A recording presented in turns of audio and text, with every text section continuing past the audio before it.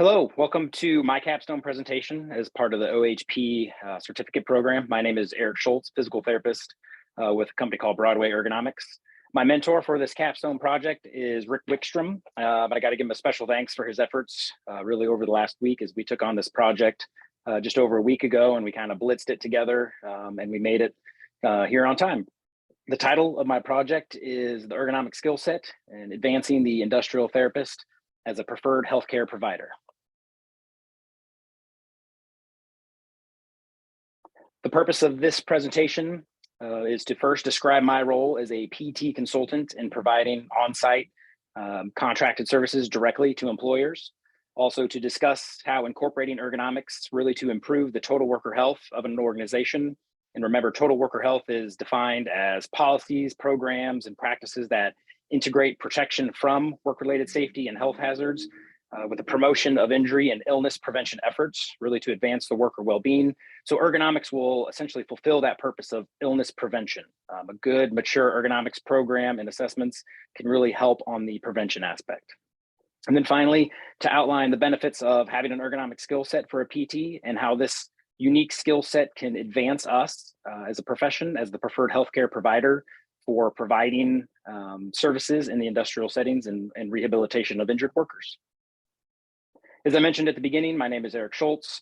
I am located in Missouri. My practice is named Broadway Ergonomics. My career path is a little unique as a PT. I graduated out of DPT school in 2010, and one of my prior clinicals was set 100% in industry and work rehabilitation. And that was really kind of the beginning of my passion for industrial therapy and working with workplace athletes. As I continued working on site directly for companies, I started to find the need for additional training and certification and learning opportunities. So I pursued some additional proprietary certification in ergonomics back in 2012 as a real good starting point for expanding my knowledge and skill set. And then I've just continued down that path and recently completed the Center for Occupational Environmental Health, which is known as the COEH, their Human Factors in Ergonomics program through Cal Berkeley. And that was done between 2021 and 22. It's kind of a two-year class outline. And this additional training and education has allowed me to apply and finally get approval from the Board of Certification in Professional Ergonomics to sit for the CPE exam in September of this year, which is the highest board certification for practicing ergonomics professionals. So I'm really excited for that opportunity that's coming up. Now in the state of Missouri, where we are centered, we just had our direct access bill, SB 51, pass in April. So just a month or so ago. And having full direct access will help strengthen the role of the physical therapist in evaluating these workplace injuries and really determining if on-site first aid is appropriate or if higher level medical treatment and possible referral is required. In our previous limited direct access role, we really had to rely on some physician oversight, especially for symptomatic employees that were kind of beyond the first aid scope. And that often created a barrier for us, but we were able to still kind of work and consult. And that's where we did a lot of ergonomic consultations for anybody that was reporting, aches and pains, is because we did have some barriers to direct patient care. But in terms of ergonomic consultations and performing assessments, there are no state requirements or licensure requirements in order to perform these and make recommendations and solutions and reporting. However, additional training really is recommended just from a business standpoint and professional standpoint to help obtain referrals and business opportunities. We do have plenty of advocation from the APTA for PTs in the workplace. There's the Direct to Employer Services white paper that outline the benefits of prevention through risk reduction, managing human movement in the workplace, working with employees that bring in many comorbidities and chronic diseases that essentially will limit the productivity and the cost for the company's production. The APTA also has just recently gotten 2019 OSHA approval that affirmed the PT's role in first aid for these industrial programs. It was previously outlined in OSHA record keeping that services provided by licensed physical therapists were considered as therapy treatment, which would typically trigger an OSHA recordable for the company. But in 2019, they clarified that the license status of the professional actually performing first aid doesn't change the fact that it was still first aid, and thus supporting the role of PTs providing these on-site early intervention and healthcare access programs, which was a big boost for us as we did in any kind of marketing or lunch and learn series that we're able to talk about some of the roles of PTs working directly with their employees. I mentioned the previous slide, OSHA First Aid, and it is a concept that can be applied to these on-site early reporting and management type programs, really to help keep cases or reports from turning and progressing into a possible OSHA recordable. And anything that's performed beyond the OSHA defined first aid would then be deemed medical treatment. Under OSHA First Aid, therapists can kind of expedite the appropriate care and early management of these workplace reported symptoms. And this first aid includes education, possibly about their healing time, what might be going on, anatomy, a lot of reassurance about their prognosis, return to work, their ability to perform their jobs. Also various forms of non-rigid bracing, taping, ice heat, hands-on massage, also postural and body mechanic training, job coaching methods, et cetera. But we can also review exercises that are already taught or incorporated as part of a company prevention strategy for different specific worker populations. A little more into our practice setup. Broadway Ergo is a private practice. We're located in Columbia, Missouri, and we specialize in direct on-site industrial consulting, really with the goal to help companies reduce costs associated with workplace injuries. And we do that through multiple avenues of services. Our main focus is on early intervention programs, which is typically what companies seek us out for. And that's to kind of administer and monitor those early reports and help the company navigate those early injury processes using the OSHA First Aid, early reporting programs. But we have found that it's more effective when we can combine that with ergonomics.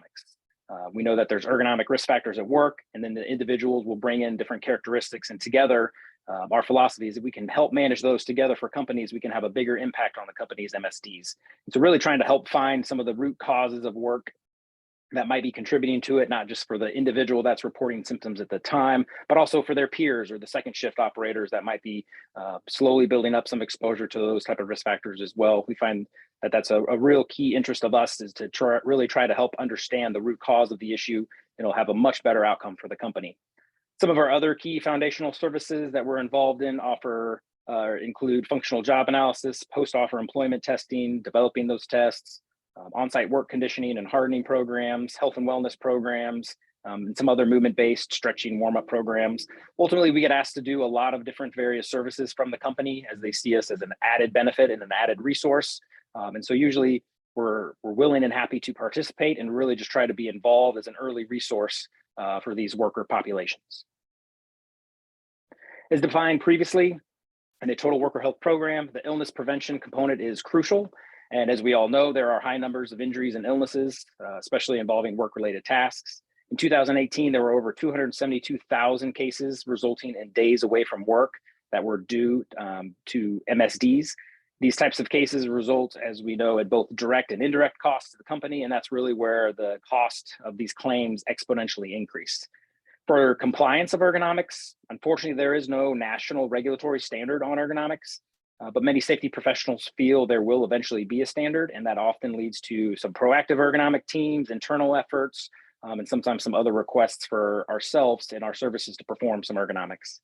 There is something, however, called the general duty clause, which a lot of safety managers, again, feel was kind of a starting point for it.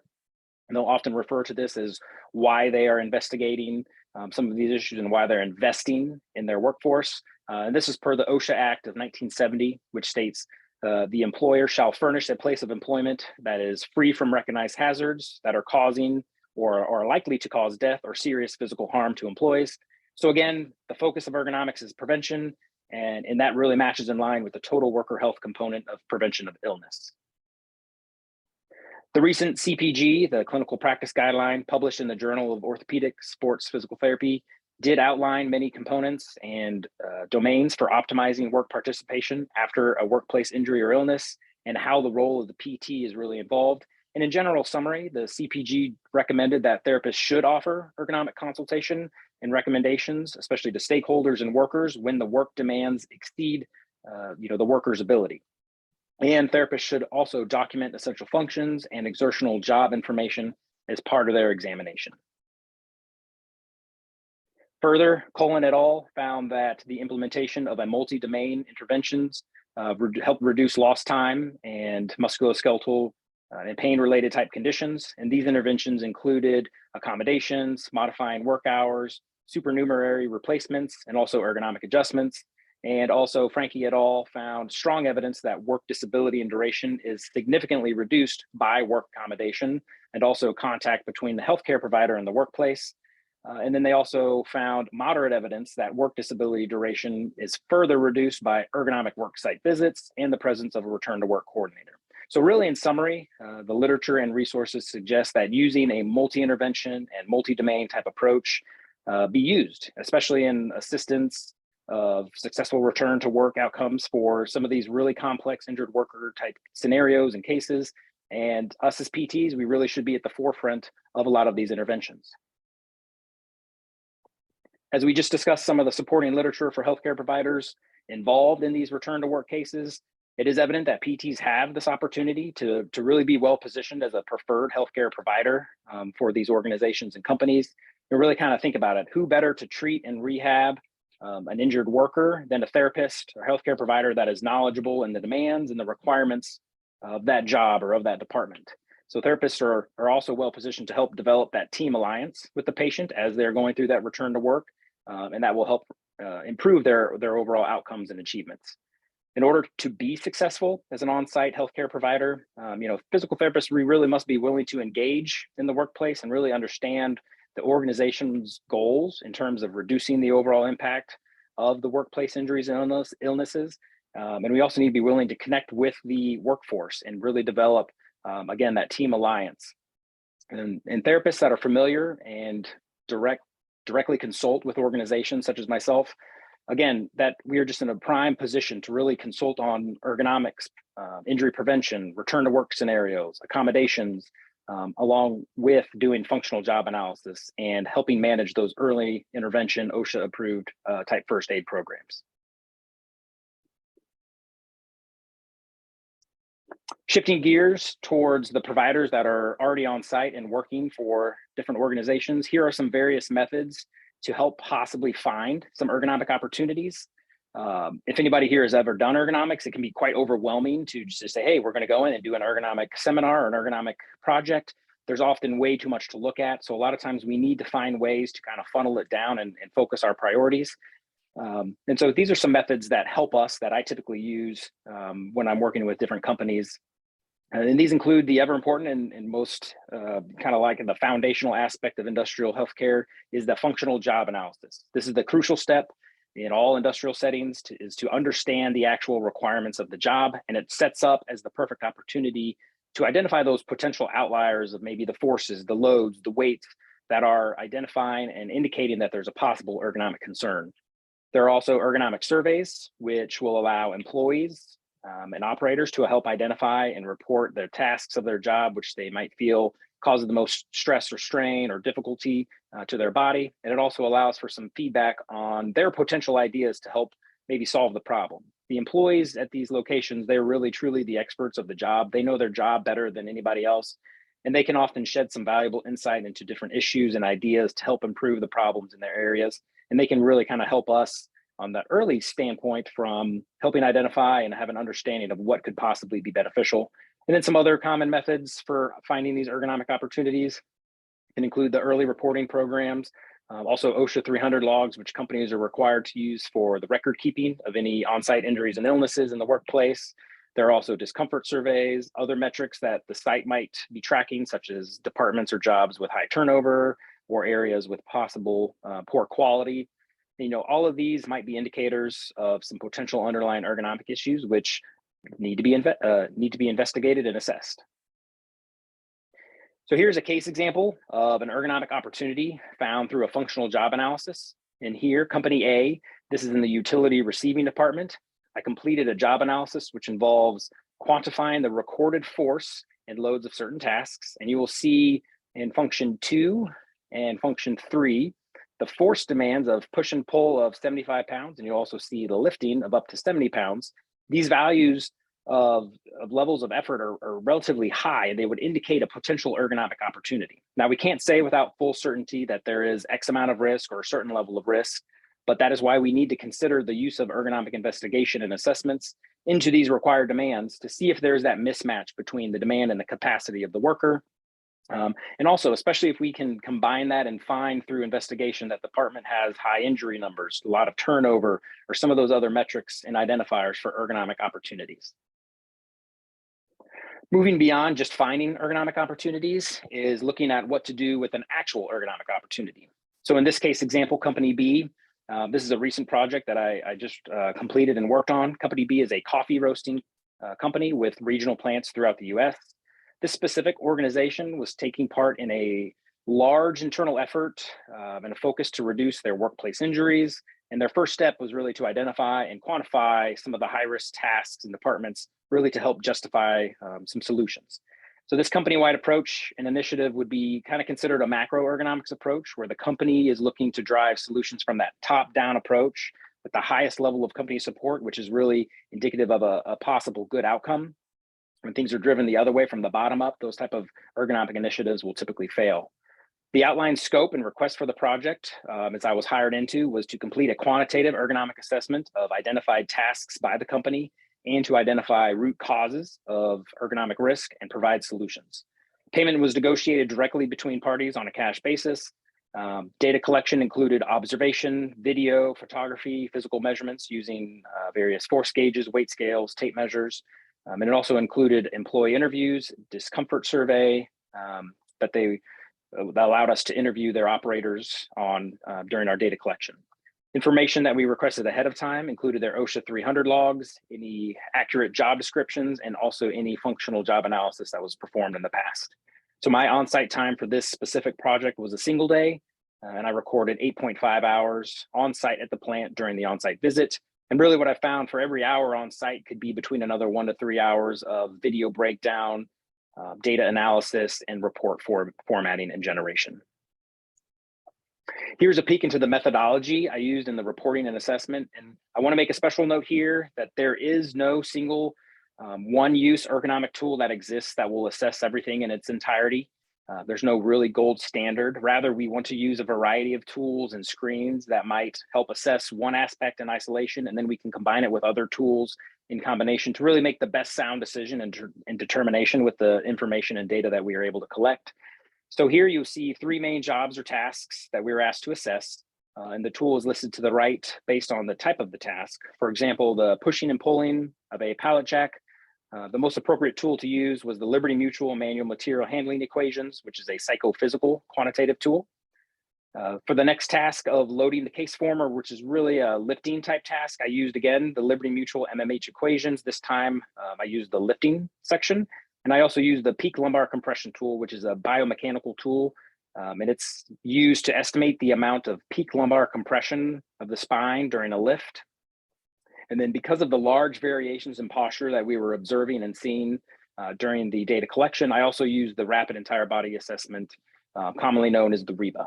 And then for the final task of loading the super sack, this was primarily considered a production type job. So with a lot of postures at play, I again used the REBA. And then I also incorporated the strain index, which evaluates distal upper extremity risk for the hands, wrists, and elbows. And this tool is appropriate for this task really due to the repetitive nature of the handling and manipulating of this plastic kind of super sack bag onto the machine by the operator's hands. And as you'll see, each methodology table helps outline and identify and interpret the score of the tool along with the associated ergonomic risk. This is really, really helpful when providing results to organizations and stakeholders in the process, and it really helps make a clear, definitive outline of the risk that we were able to collect and identify. I wanted to dive a little deeper into just one of these tasks to show you as an example. So I chose the manual moving of packed pallet jacks that were ready for shipping, and they used a manual pallet jack. So here the operators will pull the loaded pallet to the shipping shrink wrap machine. And again, for this, the most appropriate tool that I chose to use is the Liberty Mutual MMH equation. And the actual equations are a little bit different. They're an adaptation done by Dr. Jim Potvin. And these are from the original push-pull tables, originally known as the Snook tables or the Liberty Mutual tables. So for the quantitative analysis to occur, I had to collect objective data. And in this case, the inputs necessary to run the Liberty Mutual MMH equations are: number one, we needed the V, which is the vertical position of the hands during the effort. And here we recorded it at 36 inches. Second, I needed the DH, which is the horizontal distance of the push, which we measured out, was 160 feet. Third, I needed to calculate the frequency of the effort. In this case, the operators here at this plant worked a 12-hour shift with breaks and performing up to 40 pallets per day, equal around 0.058 efforts per minute. So it wasn't a super high frequency task. So it actually wouldn't be considered a metabolic issue. And then lastly, and most importantly, we needed to measure both the initial and the sustained force using our Mark 10 force dynamometer. The initial force that I recorded on average was the 44.84 pounds. We typically take a gold standard of 5 measurements, and we will take the average of those as long as that average or the collection of efforts doesn't go beyond the 20% coefficient of variation. And then the sustained force to keep the pallet moving was 15 pounds of force. And then we're able to actually calculate what is considered the maximum acceptable load, which for this example, we want to design population to the 75th percentile female capable population. And once the maximum acceptable load is determined, we can then compare the demand, which in this case was the 44 pounds of initial force, to the capacity, which is the maximum acceptable load. And in this case, it was at 36.1. So here the demand we can already tell is exceeding the capacity of the working population that we want to design for. So we can already kind of identify, hey, there's a mismatch going on. And so on the top right of this slide, you'll see the actual calculator that I use. This is from Dr. Jim Potvin, and the output's called the MAL, along with the percent capable. So red indicates that the population that we are setting our threshold at is exceeded. These calculators are really fancy, and they've come a long ways in the past 5 to 8 years, rather than pulling out the paper copies of the tables and doing all the cross-reference, the columns, et cetera.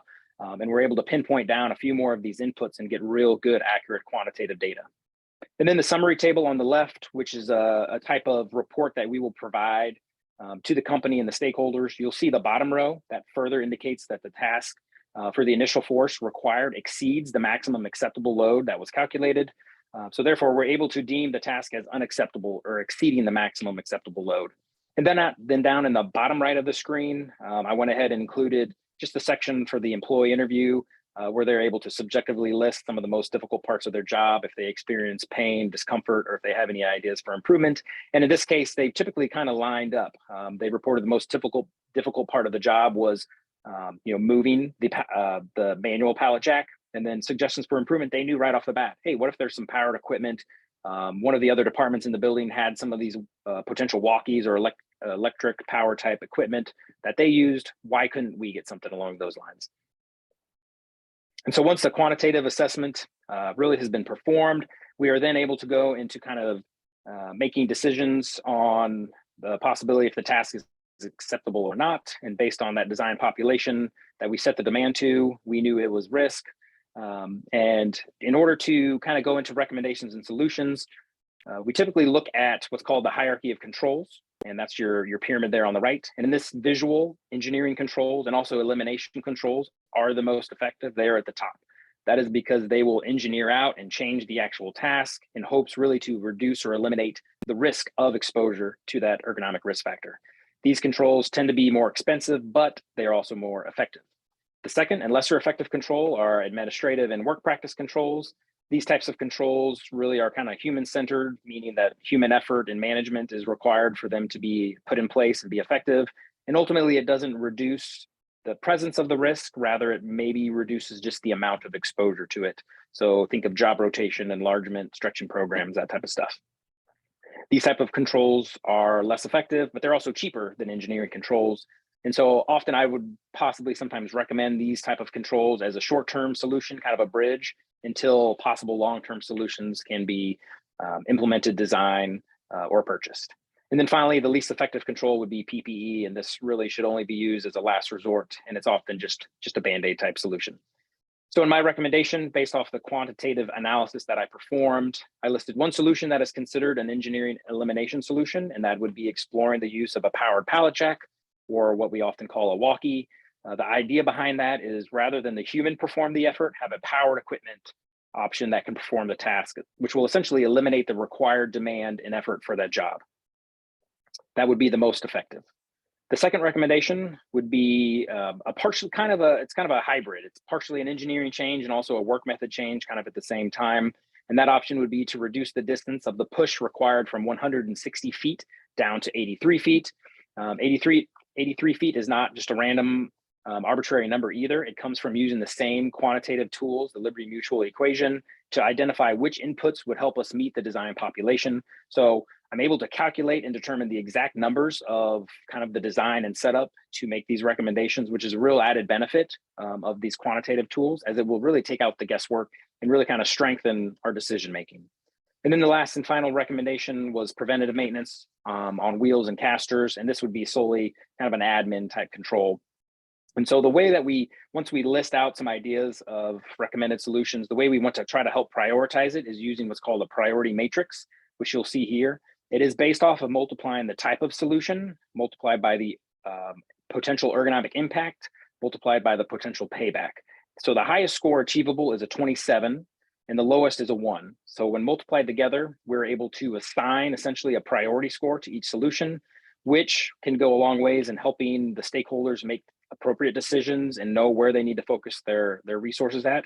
And in this case, you can see the powered pallet jack and elimination of the effort that will calculate to a priority score of 27, then compared to just moving and reducing the effort distance, as it has a score of 18. And then also just the preventive maintenance is only a 6. So this is real powerful data to have, especially when you're providing these types of services and recommendations. In addition to the priority ranking of possible solutions, it's also important to justify sometimes the cost of this equipment and solutions. This can be achieved using various benefit to cost ratios, or in this example, a return on investment calculator. So this example of the return on investment calculator is through the Washington State Labor and Industries and Puget Sound. And the Excel calculator was developed by Dr. Jim Potvin. As you can tell, I actually use quite a bit of his tools and products in my analysis. But to get an accurate ROI on an ergonomic solution, we can actually look back through the OSHA logs at prior injury data, which will include the direct costs of those type of MSDs. And you can see that there on the left side of the screen. And then we must determine, based on the type of solution that we're trying to calculate this for, is what is the intervention of effectiveness? In this case, we're trying to eliminate it. So I could deem it as an elimination of the exposure. So that once that is selected, we then need to look at the productivity impact. And in this specific case, productivity won't directly increase. We haven't gotten rid of the 160-foot walk.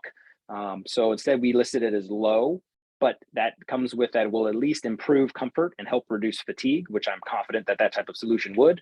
So still some benefit noted. And then next, we enter in the costs of the actual product. So most powered pallet jacks or walkies will cost anywhere between $3,000 and $6,000. So I went ahead and listed $6,000 as a starting point. And then I added in $500 in potential engineering costs, maybe say to run the power to the charging station. I added $500 in training costs so that we could come in and help train the operators on how to properly use it, maintain it. And then I also added another $750 in potential unforeseen costs. And then an annual maintenance budget of $750 to help maintain, perform preventive maintenance, et cetera. So once we have all those inputs entered, the MSD costs total up and the intervention effectiveness are calculated there on the right side. And as you can tell, green numbers are good. So in this example, with the cost of these injuries, the history of these injuries, there is a savings in injury reduction, and the savings and the savings are noted in productivity too.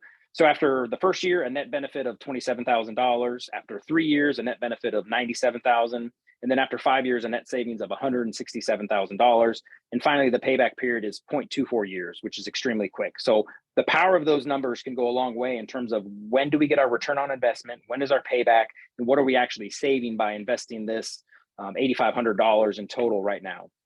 So between the savings benefit, the payback period, these are the type of numbers and metrics that stakeholders and decision makers really need to help justify the costs of making these ergonomic changes. So circling back to the entire picture here as I kind of wrap up my case example, is to consider some of the added benefits of ergonomic assessments and solutions. So the employers will get added benefits by obtain quantified analysis and risk ratings, which takes out, again, a lot of that guesswork and uncertainty. If we can help put a number and an actual risk rating to it, there's a lot of strength in that. It helps draw the line in the sand for really what's acceptable or not. I always hate working in kind of that gray area of, well, hey, maybe this will help, maybe it won't. But with the correct type of ergonomic quantitative assessments, we can really draw that line in the sand and say yes or no. Assessments can really engage the workforce through process interview surveys, participatory ergonomics, Even when I'm just out there taking measurements, they get really interested in what you're doing, what we're looking at, what this tool does, how it measures it. And so it really starts to get some employee buy-in. There's also us as a third party, which helps reduce any bias from maybe internal assessments. And then the employer will get that prioritization of solutions and a return on investment considerations for having to spend money on some potential solutions, which has a lot of power for those stakeholders and decision makers. The employees also get some benefit from ergonomics. Definitely with sound ergonomic design and solutions, we can really help match the demands of the job to the worker capacity so that we can create that nice, safe balance. But again, there's that sense of ownership and involvement in the process with the employees. And it's also documented in literature. Ergonomics as an intervention or domain really can be used to assist, in return to work cases, accommodation cases. And this is a crucial component that we can use as that prevention aspect for total worker health programs. I wanted to complete this capstone project with a little bit of self-reflection. With myself having worked in industry for going on 13 years now, there is still a lot to learn. I'm always learning, constantly learning. I've really been able to strengthen my own consulting and decision-making through these years. A lot of times I think back to the early days when I was consulting and trying to do ergonomic assessments, potentially how many times I was likely wrong, or I maybe gave a client or a patient some incorrect information on an assessment or a risk rating. And still now, after all these years, continuing my training and professional improvement, I sure don't expect that I might be always correct or 100% correct all the time, but I sure at least think that I'm incorrect less often, which is a good feeling. And the independent study course really has helped me kind of realize that I typically jump right into ergonomics. That's kind of my comfort zone, but sometimes I still need to scale that back and return to the foundational functional job analysis. I also feel there's a lot more opportunities for my company to continue in designing post-offer testing, also using better and more accurate patient-reported outcome measures and subjective scoring. I also need to continue to work on updating my terminology and job analysis really to reflect the current terminology for taxonomy. And then again, the focus and starting point of all these industrial care and prevention programs and even ergonomics is really the understanding of the functional job requirements. And if the demands of the job don't seem reasonable, then we really need to apply ergonomics as one of those domains and interventions with the idea to understand the demand versus the capacity. So I thank you for your time. I really enjoyed working on this capstone project.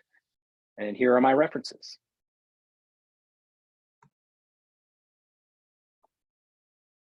Okay, we ready for any questions?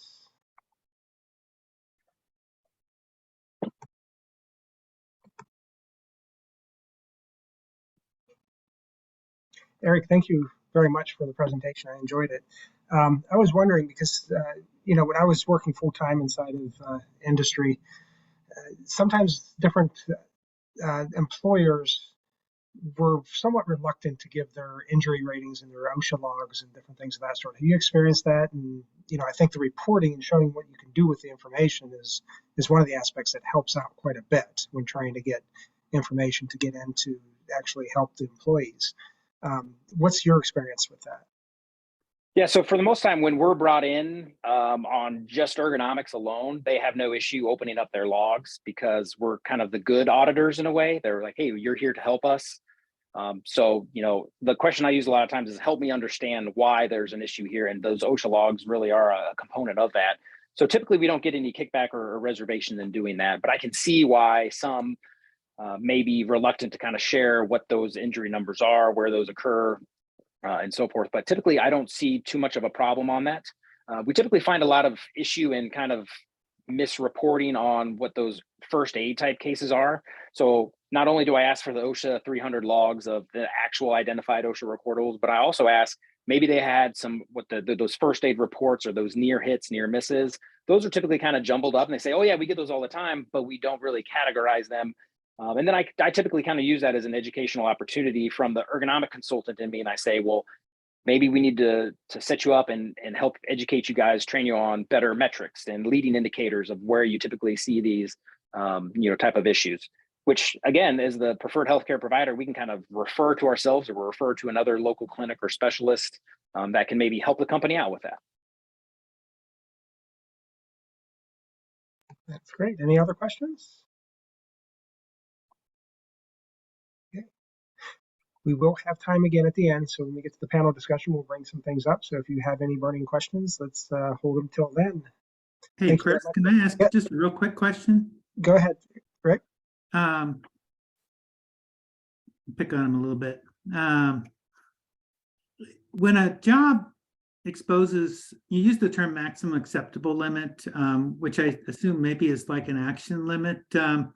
When a job exposes workers to risk level that exceeds like an action limit or limit along those lines, what are the responsibilities for the employer with regard to workers that are exposed to higher risks? Well, again, I don't think there's really any compliance or regulatory oversight that's going to say, hey, you knew there was X amount of risk and you didn't do anything about it. But it's really the employer's responsibility, just for good faith on ergonomics. And if they're really trying to, talk the talk and walk the walk, they need to be invested and make decisions based off of the assessment that they're essentially paying for. And when that MAL, or you're correct, we use that as the threshold for that assessment tool. When that is exceeded, we give them the ideas and the tools on how to manage that, as just in that hierarchy of controls. And I never just recommend one type of solution. I typically give multiple solutions, all with the goal of saying, hey, they're all not going to be the bee's knees. They're not going to all eliminate out, but we can at least maybe find a starting point in this. And maybe it's an administrative control, which we'll use as a bridge. So for the case example here, if they say it was middle of the year and they didn't have that budgeted out for $8,500, maybe what we can do is find a way to use admin type controls, job rotation, job enlargement, stretching programs, an on-site, provider, those kind of resources to bridge the gap until the following year where they're able to make a capital investment and maybe provide those walkies for all the departments. So that's typically how we would kind of go about it when that MAL is exceeded. And, like I said, there's no oversight. They typically, OSHA wouldn't come in and say, well, let us see your ergonomic report for this, because there is really no regulatory commission on top of it. But usually when we're able to outline that and give real good feasible solutions that aren't always $80,000 or $100,000 of robotics and automation, they're very willing to listen, and they're very appreciative too of the alternate types of controls. Because as you know, costs drive everything. Even though they're willing to pay us to come out and perform these services, that doesn't mean they have an extra $200,000 to automate an entire line sitting around there. So it's really kind of a give and take, and it's a lot of education and helping talk through the process, and really kind of a team involvement at that point.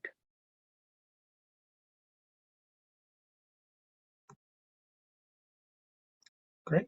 That's for any further questions? Okay, we'll hold them to the end, and thank you very much, Eric. Thank you.